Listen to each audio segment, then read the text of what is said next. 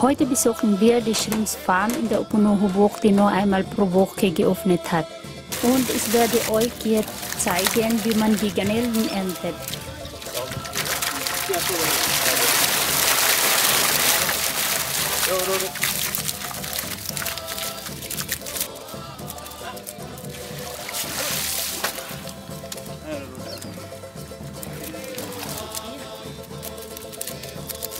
Und die Farm existiert seit 40 Jahren.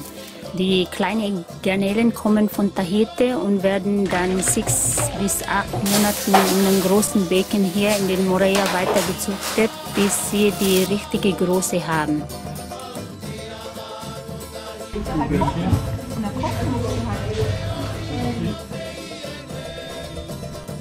Heute gibt es auf der Insel Shrimps Cocktail für unsere Freunde.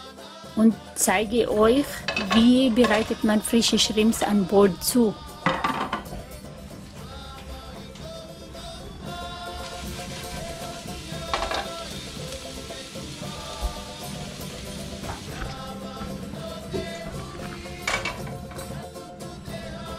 So, danach schälen, einen nach dem anderen Rest.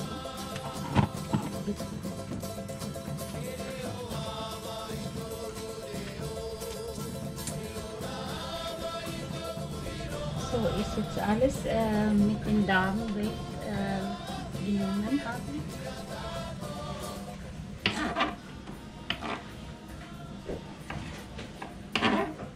So, jetzt habe ich das.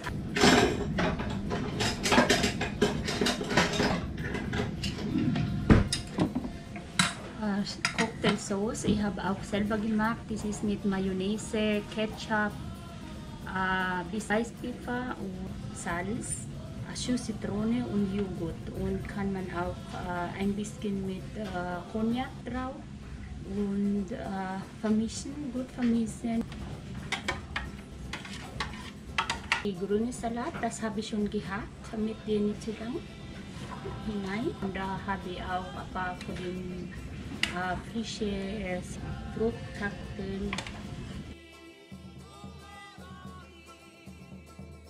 Ein bisschen Zwiebeln.